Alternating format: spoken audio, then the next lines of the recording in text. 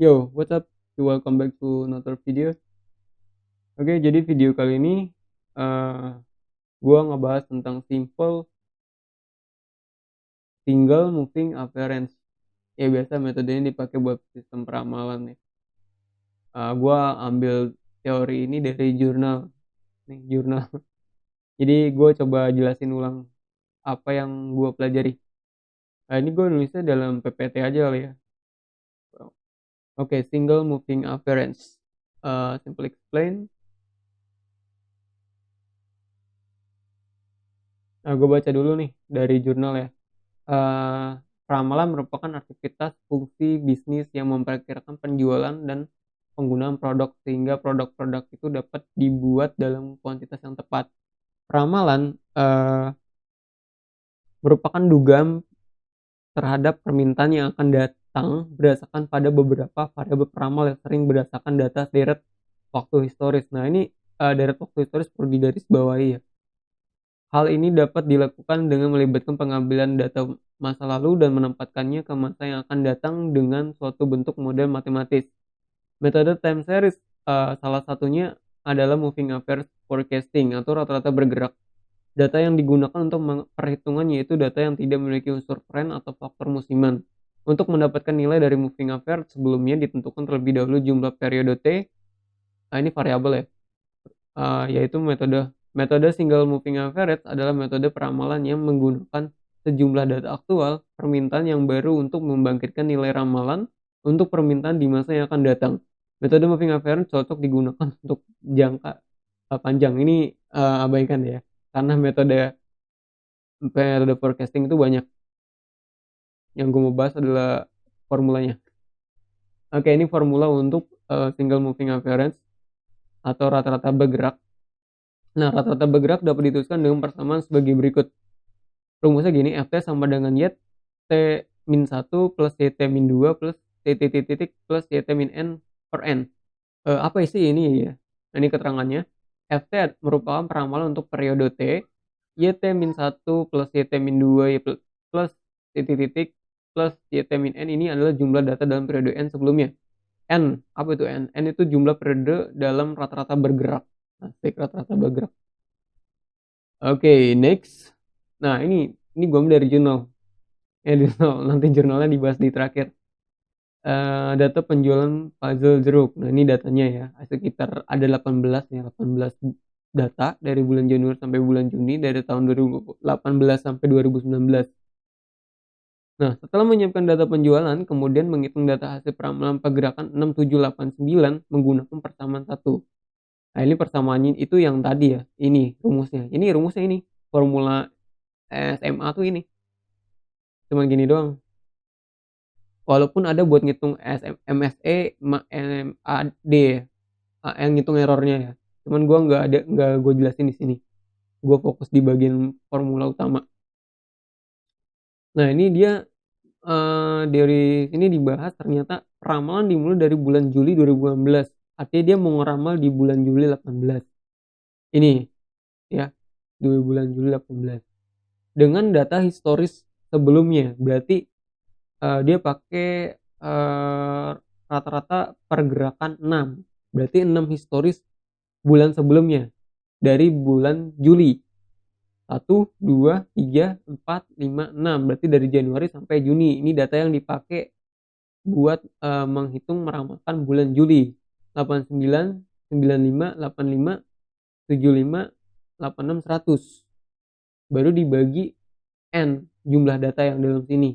6, hasilnya 88, 33. Itu nanti ada di gambar selanjutnya.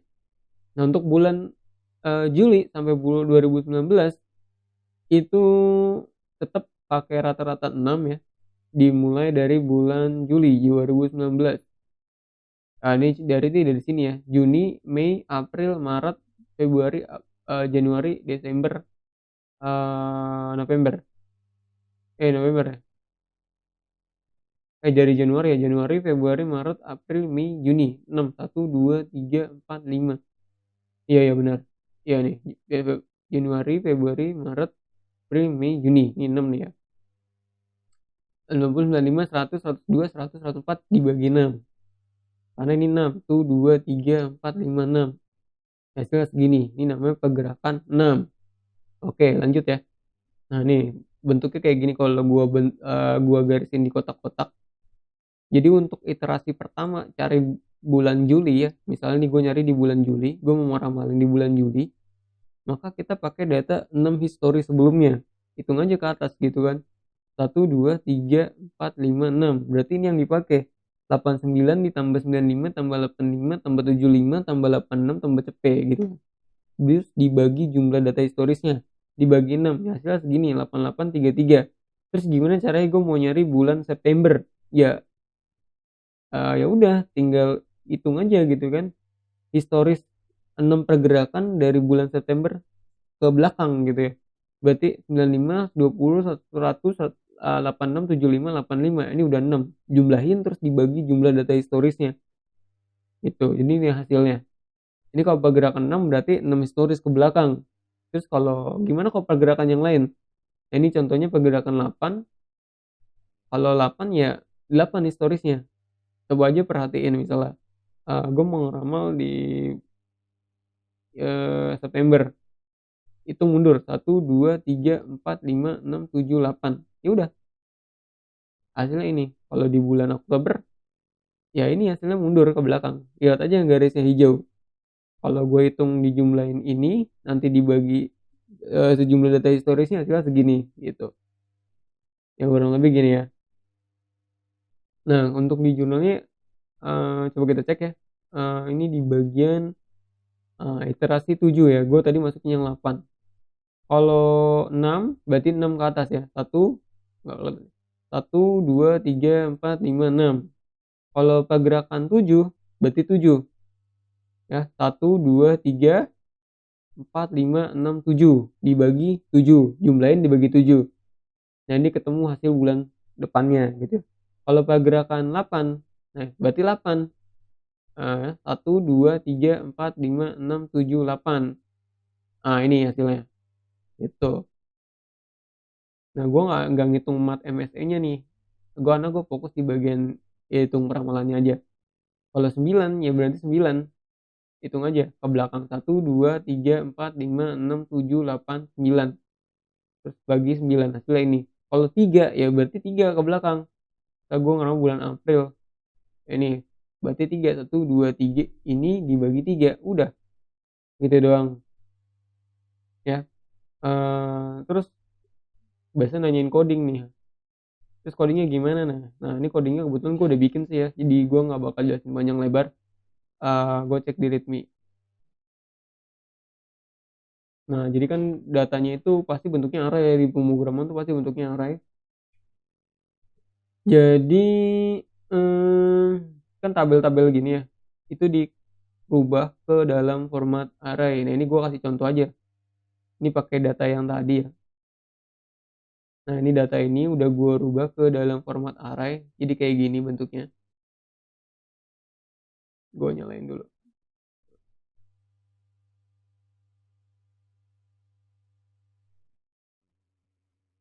Nah, jadi datanya kayak gini ya, format data mentahnya. Tapi kan ini nggak bisa diolah kayak gini ya. Jadi gue cuma perlu data penjualan ya. Maksudnya yang ada angkanya ini doang. Ya udah berarti nanti diambil ya atau diekstrak. Nah, gini dah. Langsung di sini aja diekstrak.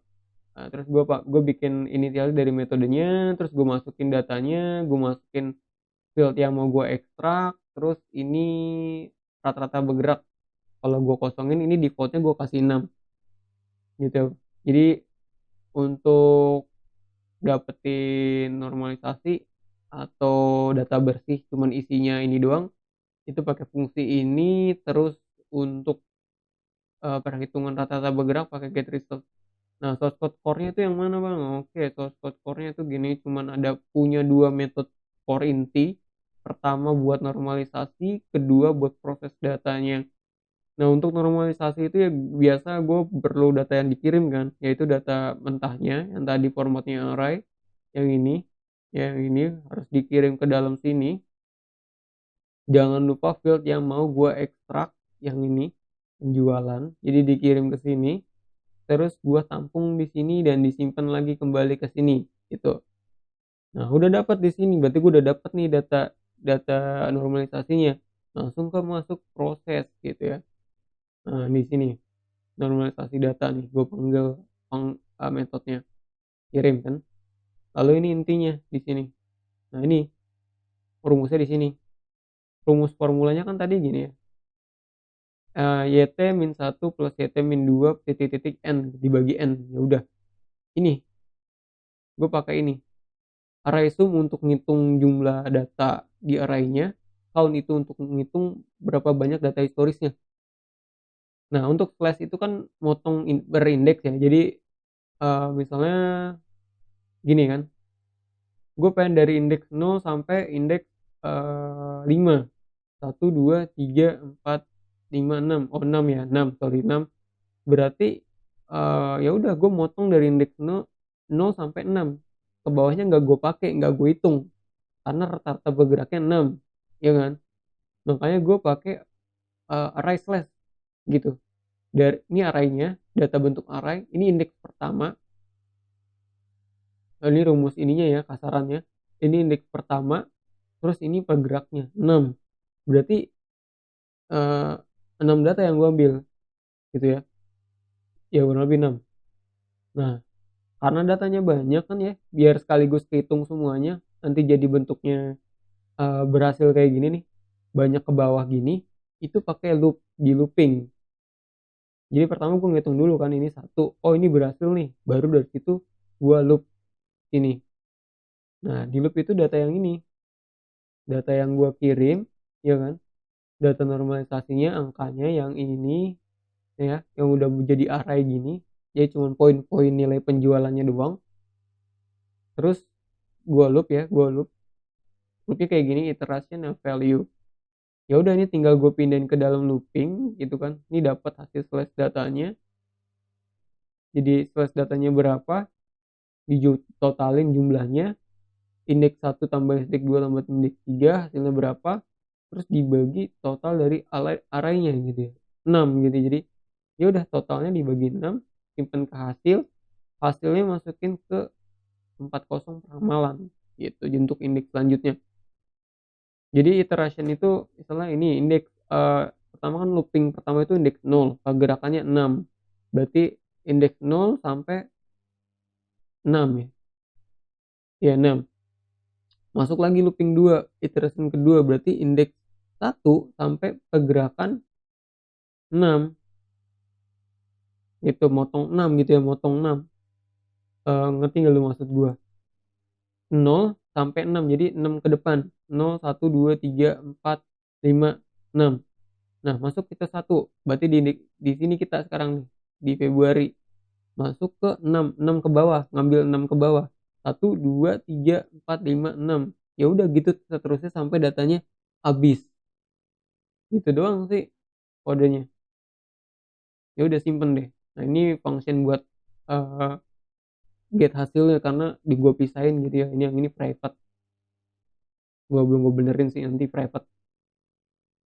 Nah, jadi nanti hasil akhirnya tuh kayak gini.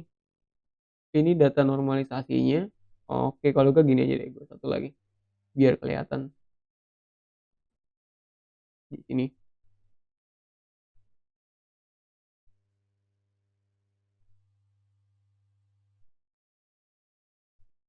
Nah, kan tadi data formatnya gini ya. Nah, ada kayak 18, ini 17 karena dimulai dari 0. Nah, ini formatnya gini kan. Terus gua ekstrak, gua ngambil penjualan, ini 89. Betul nggak sih? 89. Nah, terus jadi kayak gini. 89, 95, tuh 95. Nah, data yang ini diolah ke dalam sini. Ini defaultnya rata-rata bergeraknya 6 ya. Jadi hasilnya nih 88, 93, 91, 92. Kalau dicocokin sama ini pakai rata-rata bergerak 6, ini sama 83, 93, 93, 92 ya. 88, 93, 91, 92, 93. Oke, balik. Misalnya gue ganti, gue pengen rata-rata bergerak 7, pasti 7. Oke, karena di sini 7 ya, 7.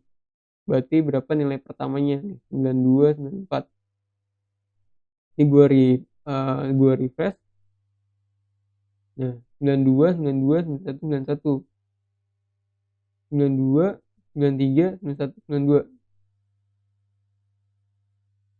92, 92, 91, 91. Ya udah gini doang sih.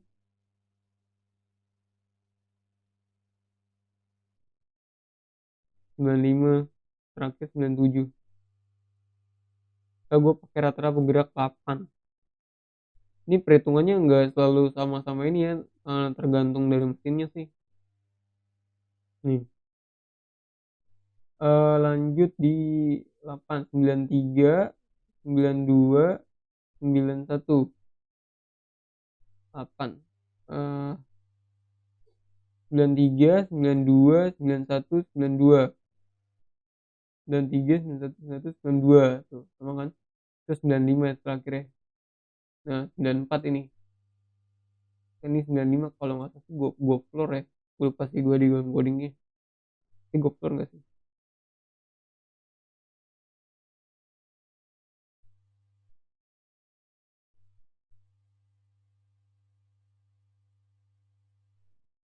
Enggak gue floor emang kayak gini hasilnya. Ya kurang lebih sama ini. Ya udah sih gitu aja sih buat simple penjelasan tentang metode single moving affairs. So thank you for watching and see you next video. Bye bye. Semoga bermanfaat.